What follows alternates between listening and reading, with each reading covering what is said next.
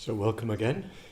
Thanks for coming back, all those of you who have come back, whether live or virtual. I had some messages from India. Some of my Indian friends were with us yesterday and appear to have enjoyed the presentation. So where are we going to go now? We've got this great mass of thoughts and inspirations, you might say, and I'm not quite sure what shape they're going to take. So I'll leave it to Guru Padmasambhava, put it in his hands. He takes the blame and the credit. Although, be careful what you say. So yesterday I told that really evocative story of the founding of Samye Monastery. You will remember, those of you who were here. So sometime in the 8th century, it's a little uncertain exact dates, an Indian guru came to Tibet to try to establish Buddhism on a firmer footing. There have been sort of little bits and pieces of Buddhism coming across the borders from Kashmir, from Bengal and Nepal and so on, but it hadn't really taken solid root. So the king of the time wanted to consolidate the Buddha Dhamma, and he imported an Indian guru, sent to the source, sent to Nalanda, and he got the very great scholar Shantarakshita, who, as I said yesterday, was really one of the last great, if you like, philosophers of Buddhism in India, before India began to die out, and who created a sort of a syncretistic overview of Buddhism. That's an important function which we'll look at a bit more on Sunday, this function of providing an overview. But Shantarakshita played that part, but he was a scholar. I'm sure he was a devoted man and a man of serious Dhamma practice, meditation and so forth. He wouldn't have been the abbot of Nalanda at that time if he had not been. And he would have also been skilled in the tantras. But he couldn't establish a monastery. He tried to build a monastery just south of Lhasa. Lhasa, by the means, La means God. Lhasa means the place of the gods. That's why they founded the capital of Tibet there. But when Shantarakshita, his workers, tried to build a monastery during the day, at night it would be cast down by I call them the mischievous gods, the mischievous spirits, not evil in the as it were dualistic sense that we think of in the West, the forces of evil as eternally evil, but more like untamed, chaotic, anarchic forces. And he realized that he couldn't handle it.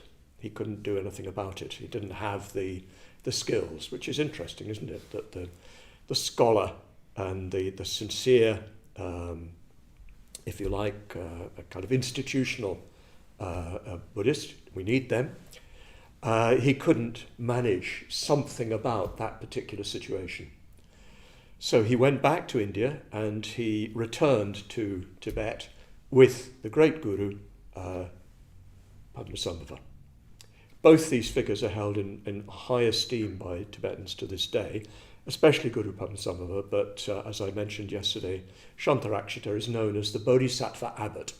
They don't need to say his name, just talking of the Bodhisattva Abbot tells you he was. They revere him as a great Bodhisattva, but he didn't have that special something that Guru Padmasambhava brought with him, which we're going to try to understand more fully as these days go by. And as we heard yesterday, he did a dance, a Vajrakilaya dance. He did a dance with a dagger, a symbolic dagger, and we don't know what he did. Well, I don't know what he did. Probably people in Tibet do know. And as a result of that, he tamed the mischievous spirits and bound them to the Dhamma.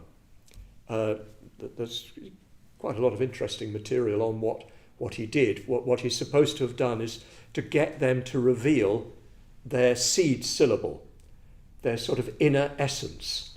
So he was, by capturing their inner essence, he was able to tame them. They say, don't they, that in magical tradition, if you know the name of something, you have control over it.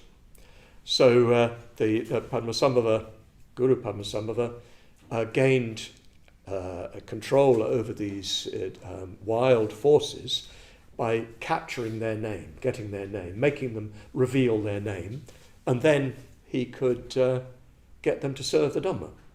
And they became protectors of the Dhamma.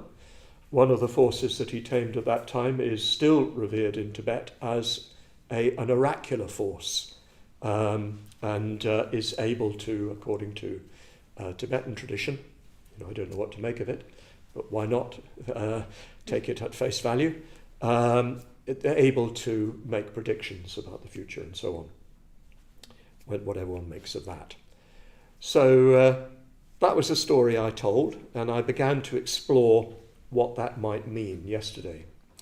And I said that one could simply take it at face value in the way that Tibetans and people all over the world, people who still have an animist sense of the world as animate, would take it just as true, just as the way things were, without too much questioning. Actually, when you look at Tibetan material of this kind, they have a very sophisticated understanding of what's going on. I've just been reading a very well-known work by Machik Lodron, who's one of the most important female teachers in Tibet, who has a complete explanation of all these different forces, which is sort of showing that they're inner-outer, and very sophisticated and deep. So even when you hear people talking about an animist culture, don't think of it like a materialist culture with sort of literal living beings out there, if you see what I mean. We're trying to understand a culture that starts from a completely different basis from our own. And when we think of that, we think of it like, 19th century Protestant priests and ministers in Britain, just thinking of it as superstition and dismissing it as such, even as demonic. But yes, in most cultures until very recently, people would have accepted this as a literal truth. Of course, there's problems with that. I've seen the extent and problem of superstition in India. So I'm not being naive. It can be extremely destructive in a way, and it can also be manipulated. So often powerful forces manipulate the sort of understanding, the, if you like, even slightly superstitious understanding for their own power purposes. You can see this with the caste system in India. But nonetheless, they would have accepted these forces that are talked about in that story as literally true. So if we're to understand them in terms of our own present experience, we've got two routes to go down. We've got an interpretation of them in objective terms, if you like, and an interpretation of them in subjective terms. We have to resort to this bifurcation because of the way our own culture has evolved. Well, our own culture, the common culture that we probably in this room all participate in, although we come from different cultures and have different relationships to that, maybe. But yes, so we can approach it from the external and the internal way. Yesterday I was talking of it more in terms of the external mode of understanding. And I was talking about it principally in terms of the forces of nature.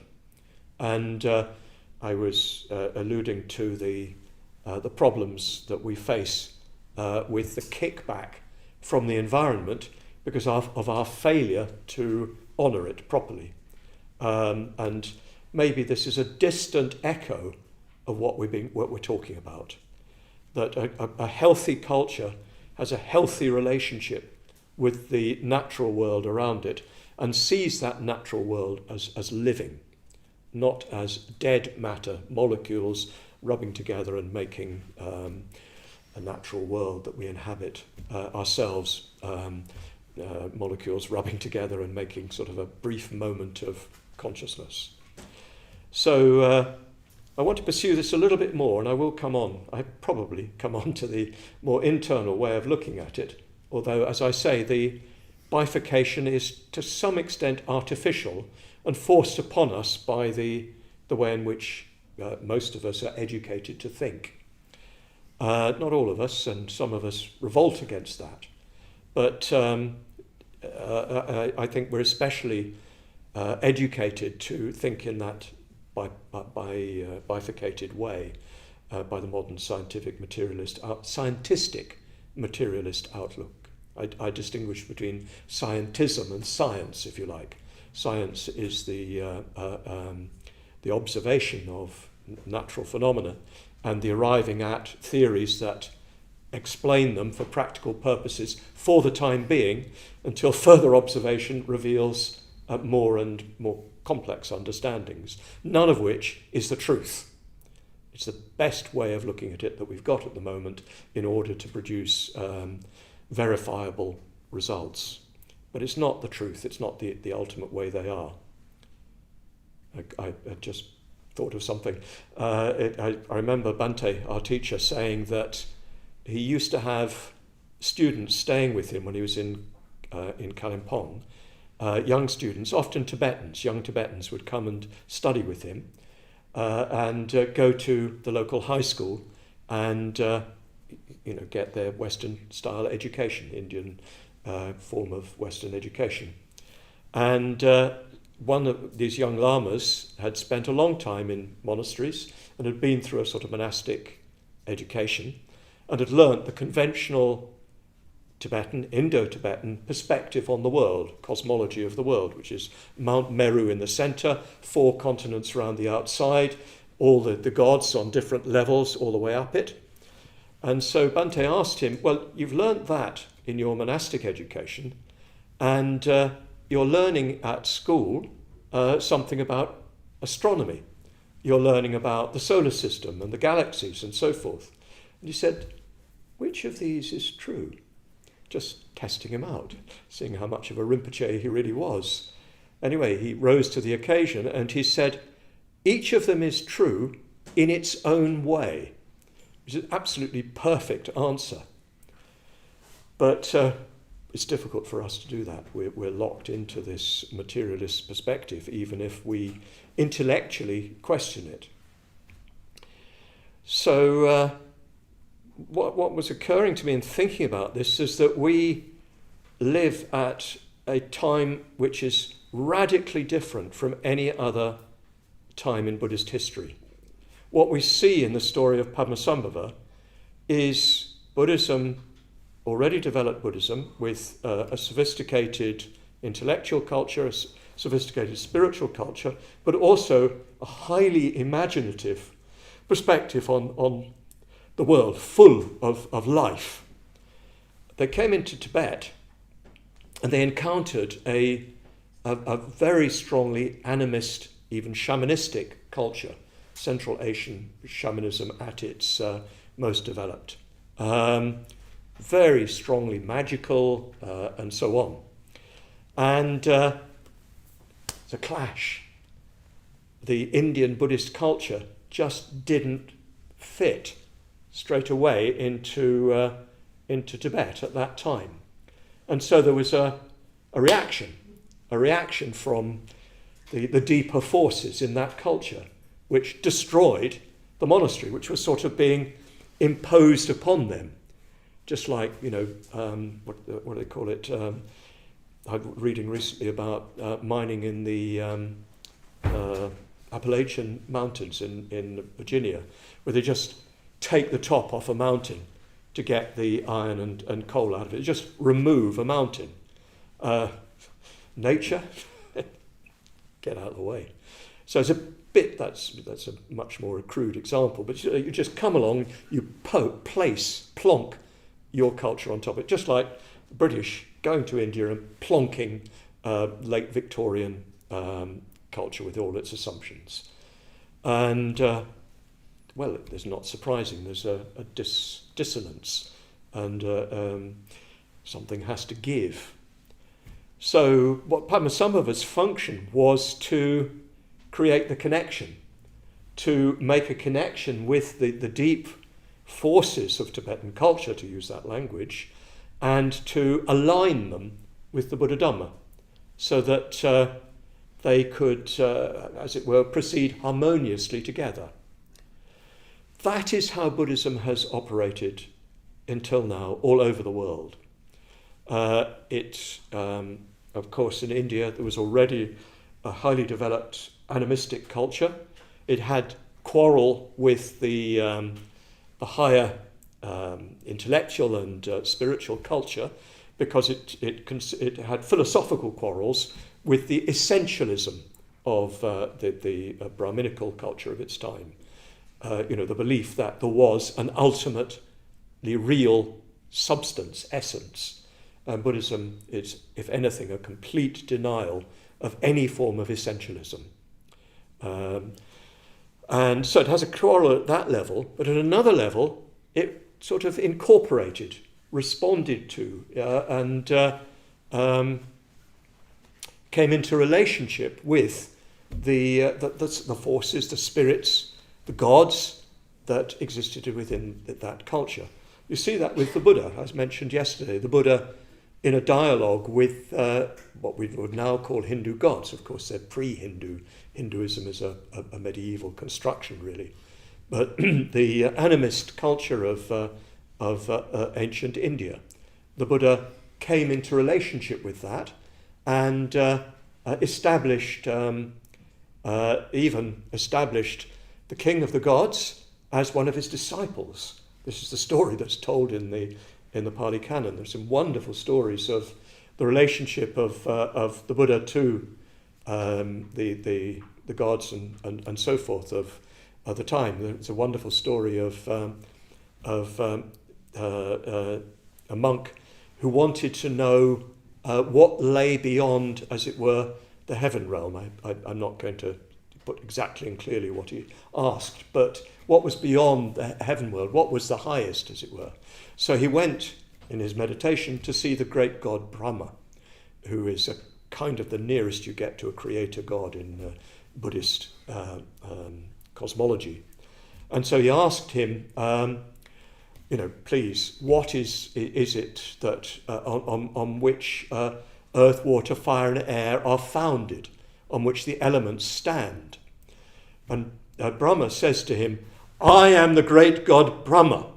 And so the monk says, yeah, that's okay, I'm not disputing that. You are the great god Brahma, but where is it that on what do the four elements stand? So Brahma says, I am the great god Brahma. This went on up until the third time, and then Brahma took this monk by the hand, meditation, and drew him to one side and said, look, please don't ask that question in front of all these others, because I'll be shamed. I don't know. Go and see the Buddha.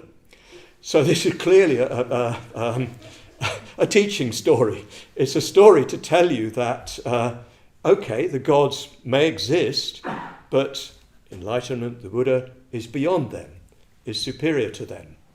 So you met a number of those sort of stories which are very obviously teaching stories. Who knows, they may have their direct truth. I've learned not to too quickly explain things away like that, if you see what I mean.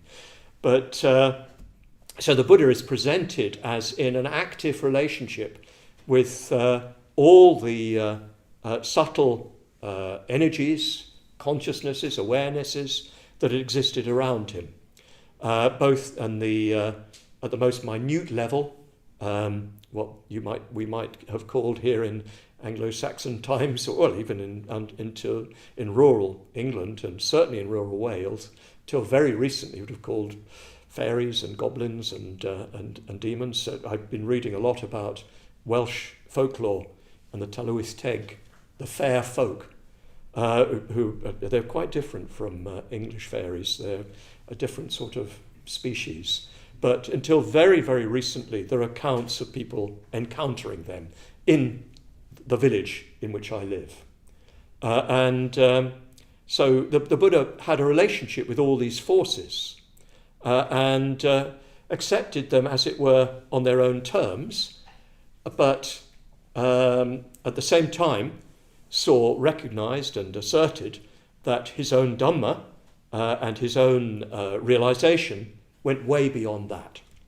So he recognized the full range of possible consciousness, and he stood in a positive relationship with that, taming, even, as I explained yesterday, sort of magically, shamanistically taming the fire spirit, sometimes with the more subtle spirits, the gods, coming into a teaching relationship with them. They would acknowledge him as their teacher, according to the scriptures, but never saying you don't exist, but coming into relationship with them. Yeah, this is the standard Buddhist perspective, that the universe is full of consciousness. It's full of life.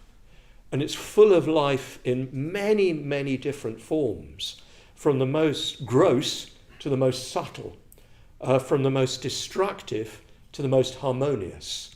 It's full of life. So the traditional Buddhist viewpoint is that all around us there are forces, there are spirits, there are consciousnesses, awarenesses that belong on different planes. They may be quite separate realities from our own, and Buddhist tradition has a sort of hierarchy of realms of increasing subtlety or decreasing subtlety, as it were, below ours, even more sort of gross than ours, and that there can be some sort of interaction between them. So there can be interaction between the realms that are most proximate to one's own, and those with highly developed psychic abilities may have very wide access to all these realms. I'm only telling you what the scriptures say. Don't blame me. This is what they say. This is what Buddhist tradition says. I find that I'm completely open to it, but I don't know what it means in terms of now, if you see what I mean. I believe it means something very, very important, but I don't know what it means for now, and I'll come back to that in a moment. So whenever Buddhism's gone into a new culture, it's brought that perspective, and it's come into relationship with the existing animistic forces all around. It's taken in, as it were, the local spirits and gods. It's done so in China, in Japan.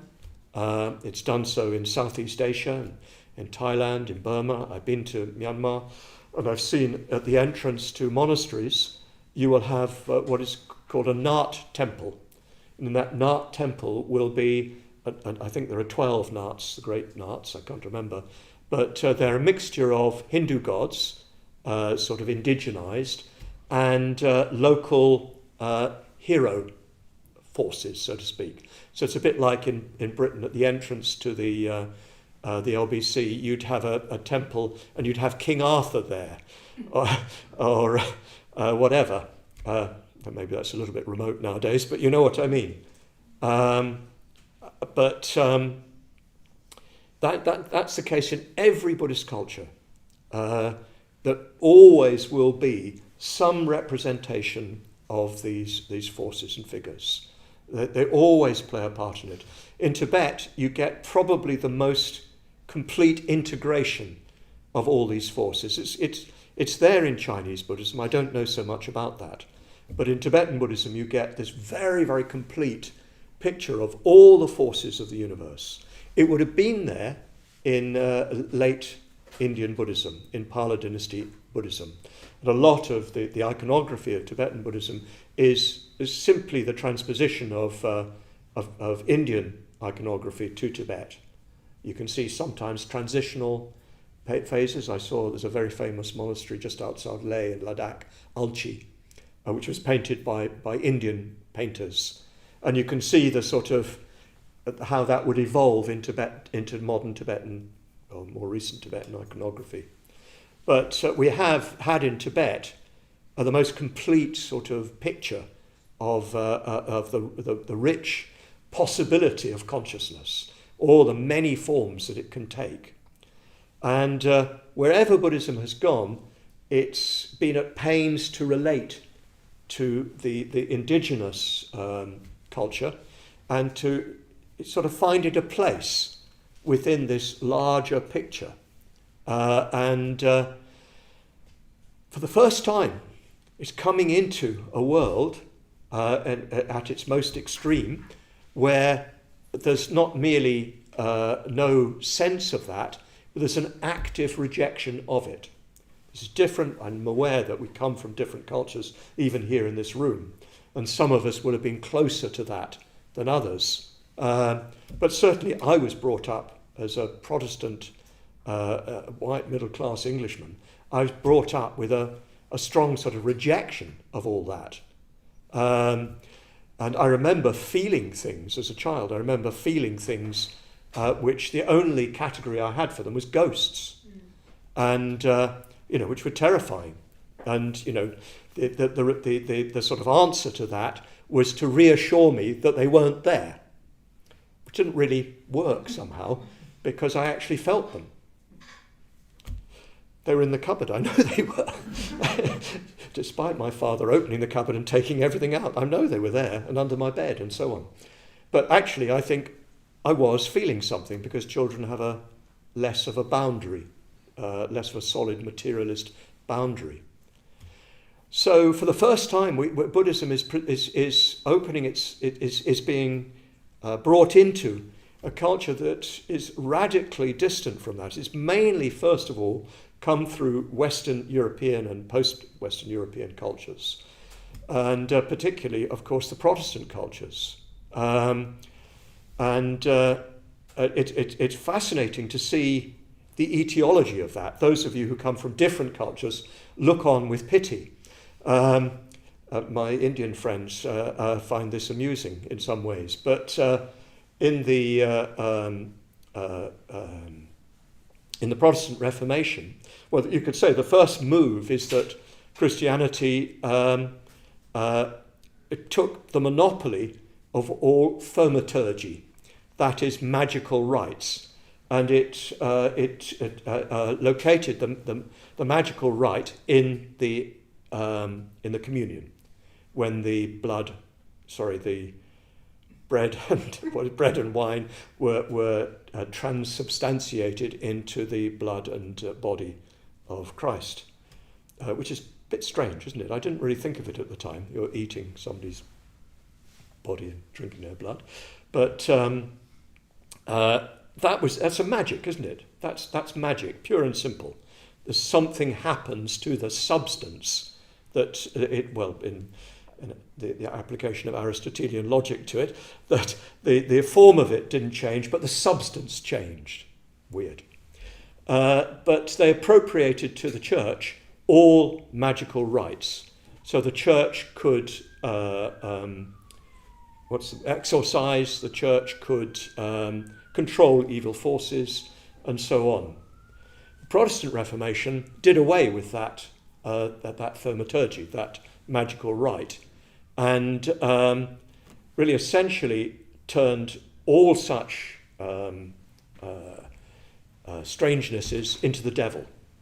And you see it, that those of you who know Hamlet, you remember at the beginning of Hamlet, that great debate there is that Hamlet has about the ghost.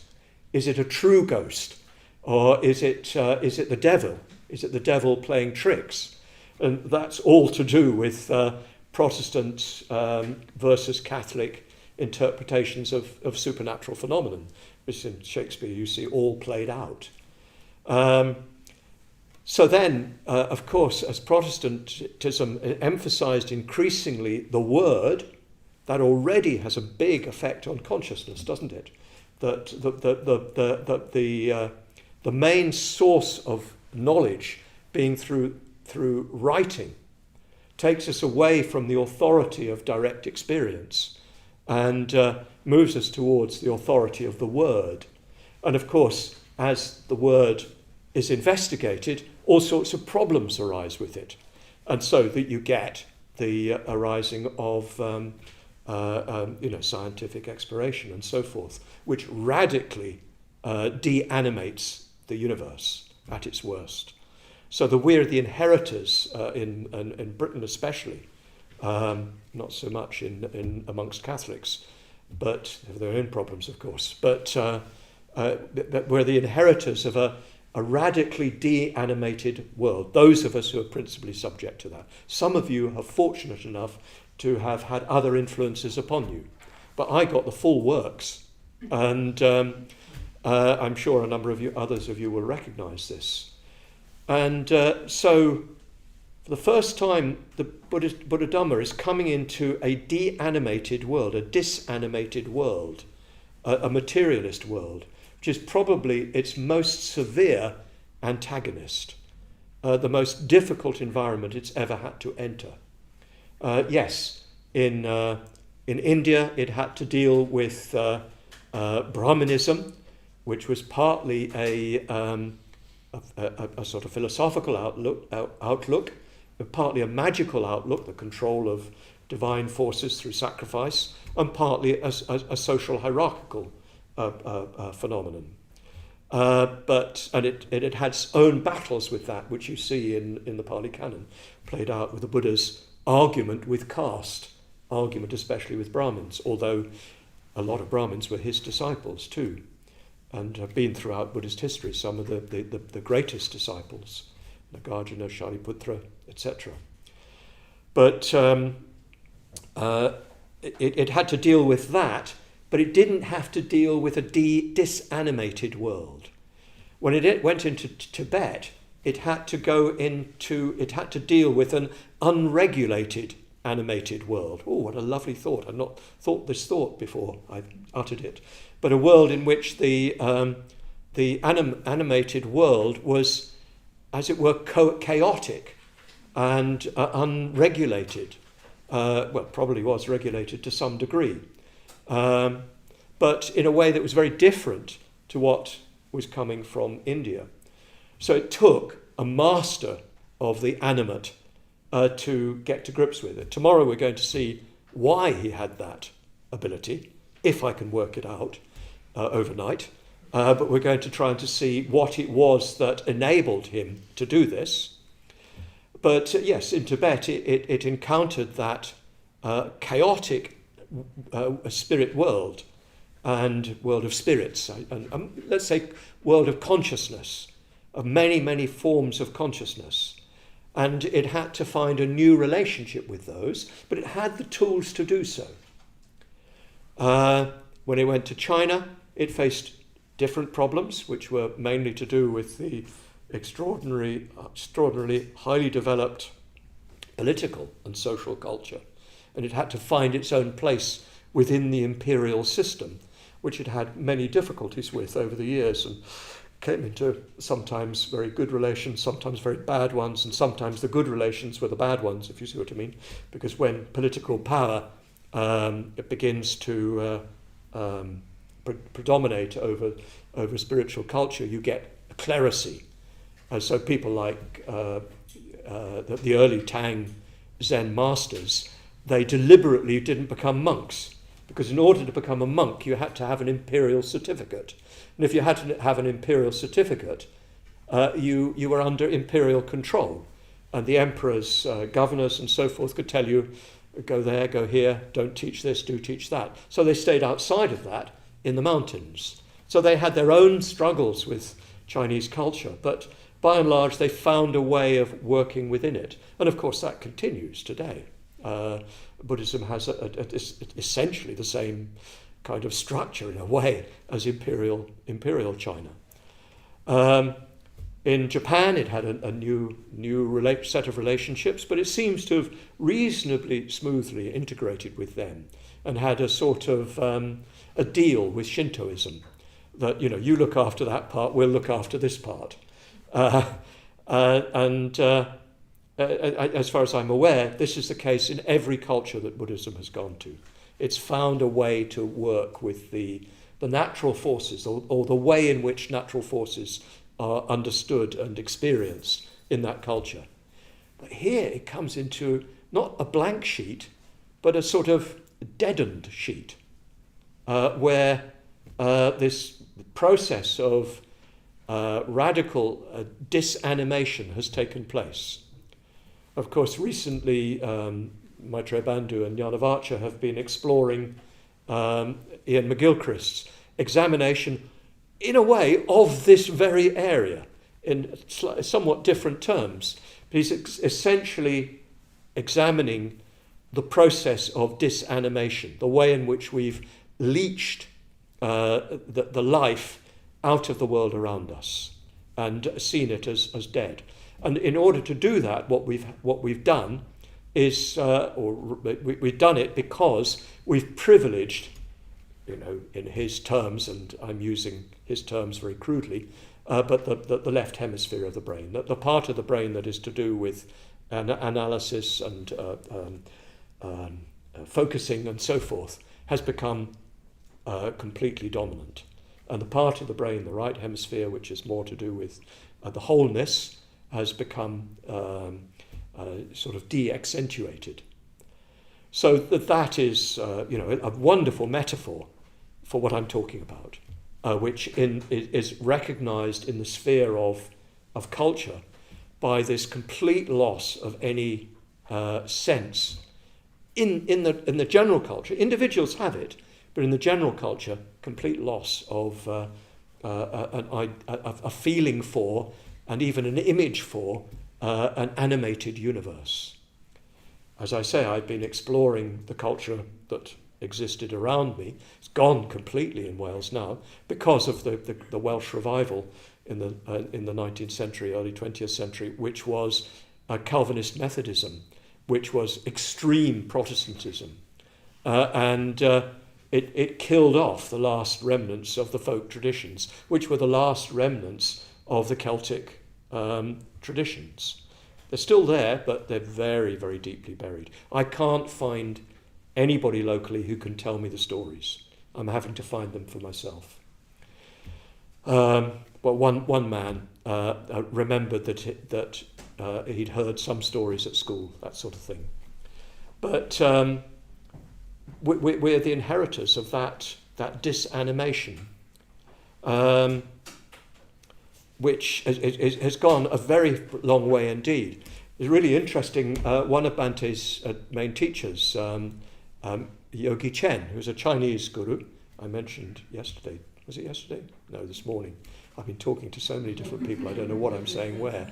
I'm probably saying exactly what I said last night, but you'll all forgive me. You're a wonderfully forgiving audience. And this teacher was Chinese Buddhist, but very deeply learned in Tibetan Buddhism and in Chinese, in Chan and so on. And he lived in the midst of the bazaar in Kalimpong.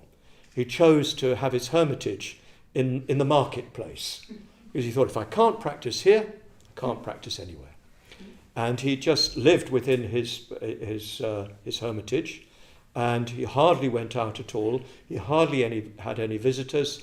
He practiced very, very intensively meditation, study, writing. An extraordinary man, very eccentric. But anyway, he described to Bhante how when he'd first moved into this hermitage, he'd had some problems.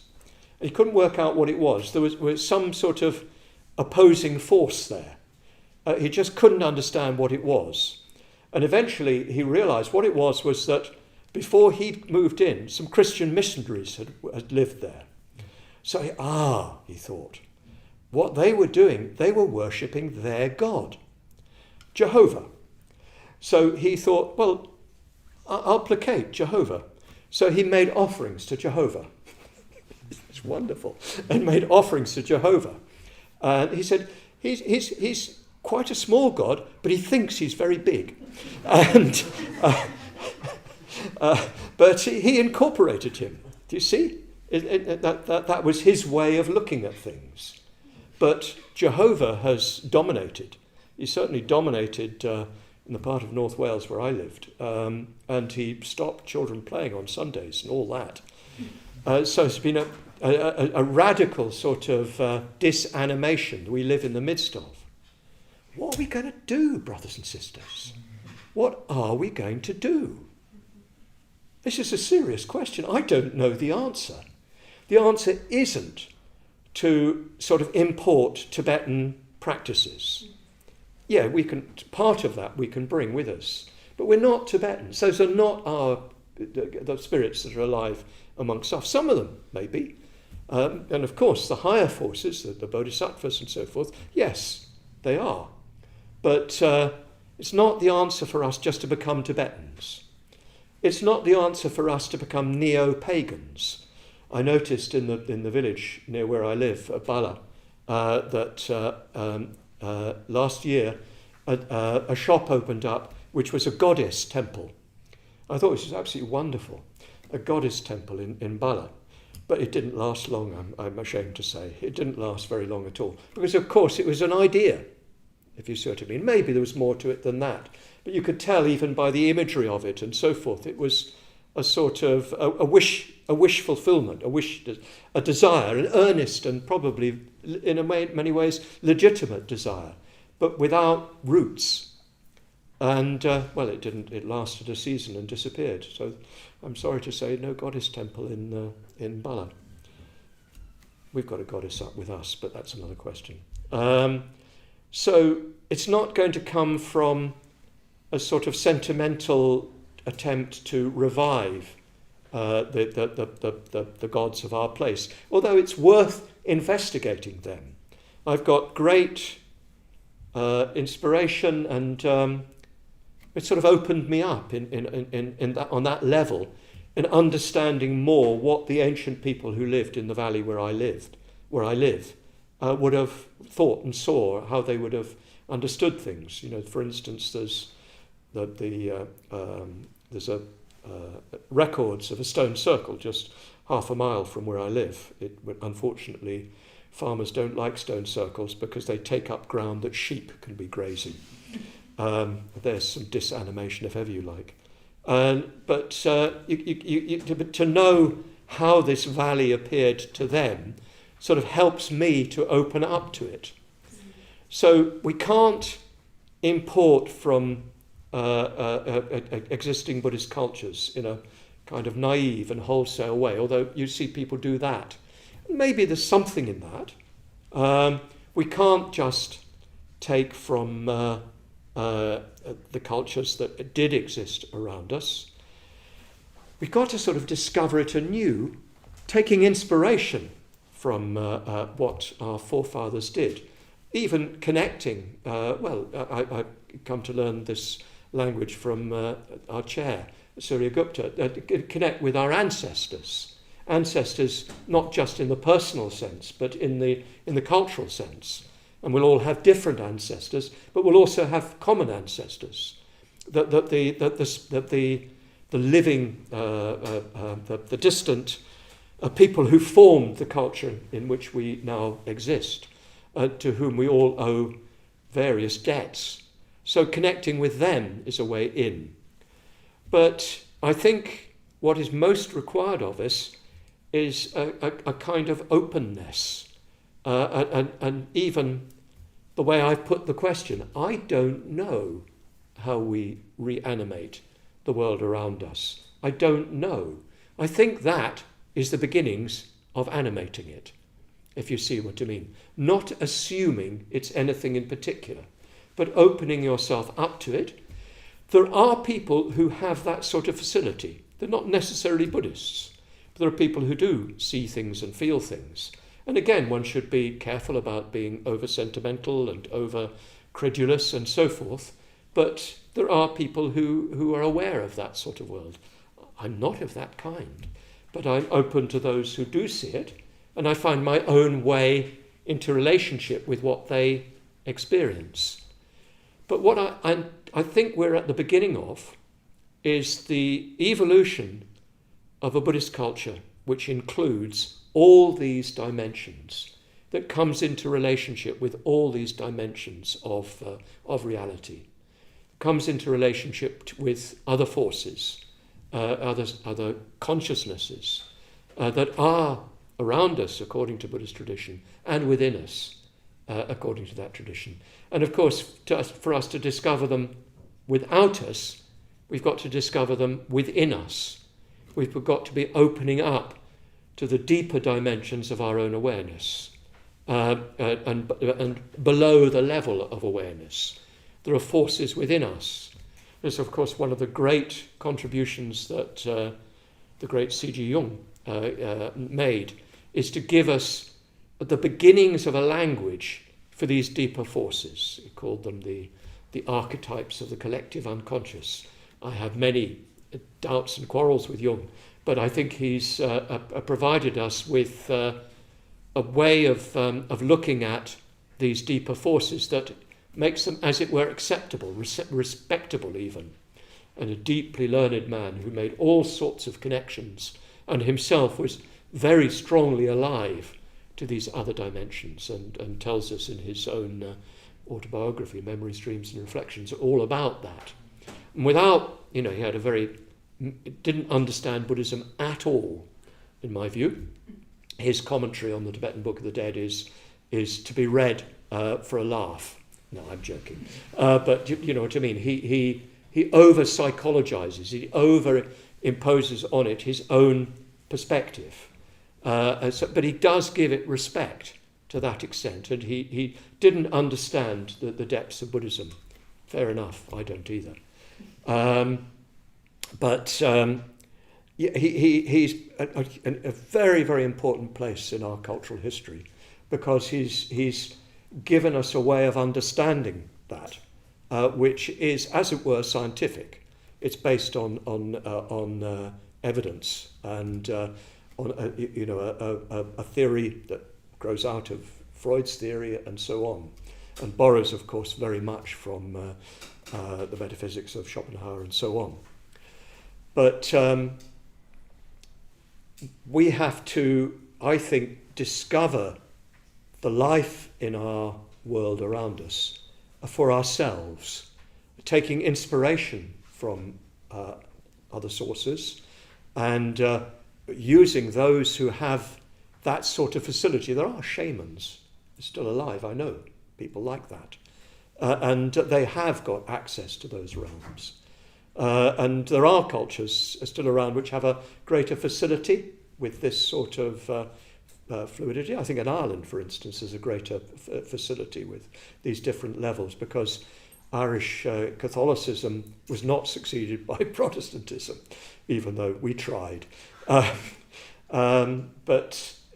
Yes, we need to take advantage of what there is around us that gives us ways in, clues to how to access it. And it needs to be part of our collective Sangha life, that we are opening up to this. And some of it will be delusive. We'll go down blind alleys. We'll get caught out. Even that way lies madness, when these forces possess rather than being in a positive connection. But slowly, I believe we will find a way of living in relation to the larger forces of the universe, so that our Sangha is, as it were, part of a larger Sangha, and a larger realm, not just of human awareness, but of other awareness too. That, to me, is what Padmasambhava challenges us with. He had to deal with a highly chaotic, animate realm, but he had the resources to deal with it. I don't know how he'd deal with this world. Maybe he's already doing it. Maybe he's doing it through us. After all, our own teacher was very much in the school of Padmasambhava.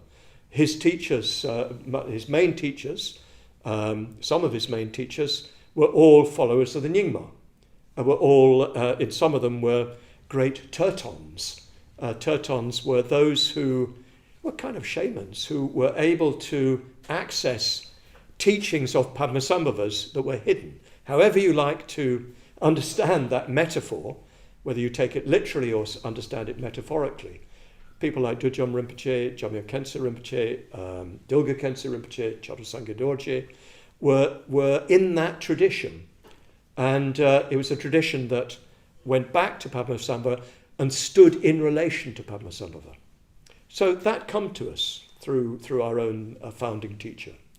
And he himself had a very strong sense of a wider world of consciousness and had definite experiences of it and was completely unfazed by it. Never questioned his experiences under that sort of heading. I remember him telling me once that he'd been woken up in the middle of the night by a voice saying, "Hello, Bantiji." And I said, "Oh, you dreamt that?" He said, No. I woke up and I heard this voice saying, "Hello, Bantiji." And he said, "Well, Bantiji, it sounds like an Indian." He said, "Oh, yes, it's quite definitely an Indian." Now, I'll blow your minds or make you deeply sceptical, but I later discovered that a very good friend of mine, Akasha Bodhi, had died on that day. And he would have gone to see Bhante if he could.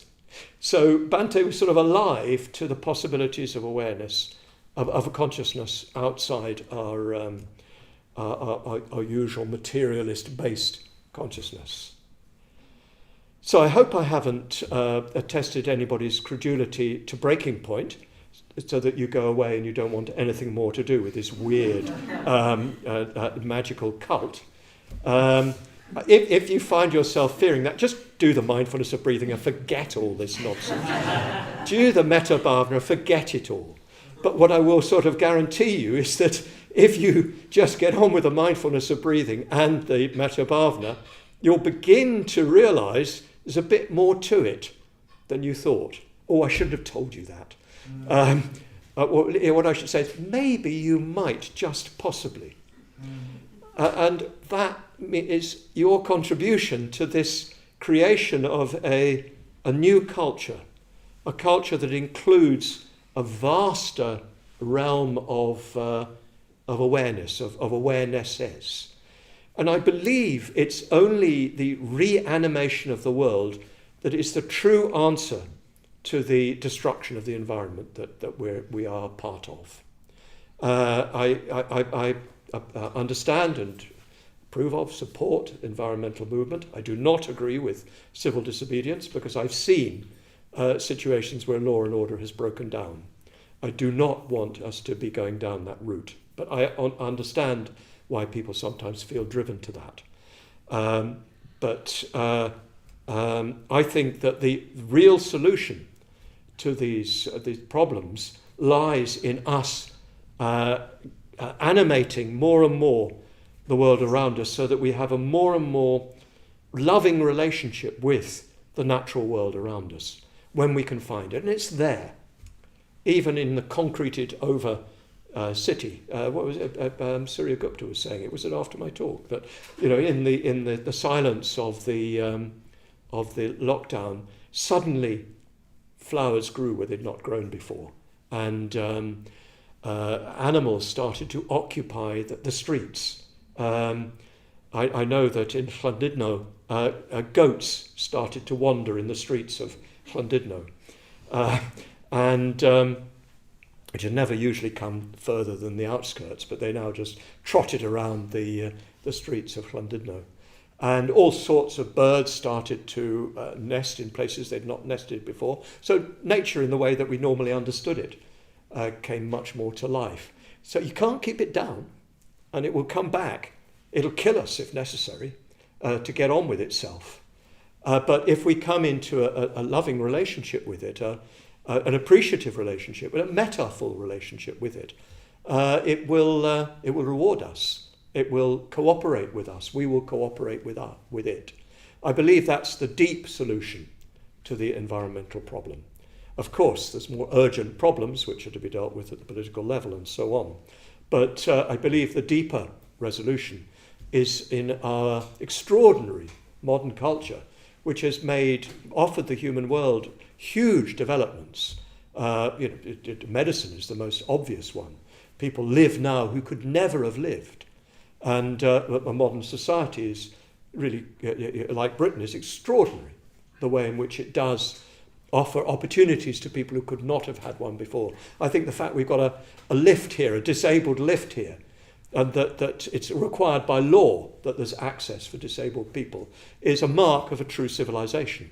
So these are all the products of the post-Enlightenment democratic movement and the science movement and so forth. But it needs to go another stage.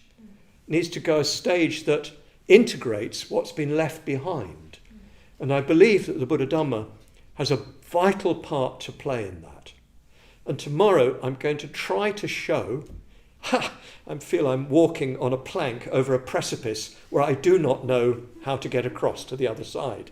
But I will challenge myself to try to show why it was that Guru Padmasambhava was able to tame the unruly spirits of Tibet. And maybe in that we will find, I don't know, but maybe we'll find the clue as to how we reanimate our own world. So watch this space. If you've not been horrified by my naive paganism, please do come back and I will solve all the problems and everything will be wonderful. Thank you very much.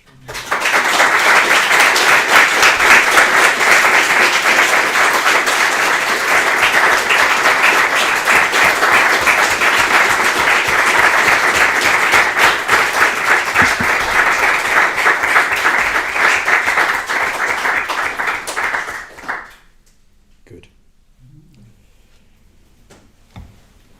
Well, let's animate.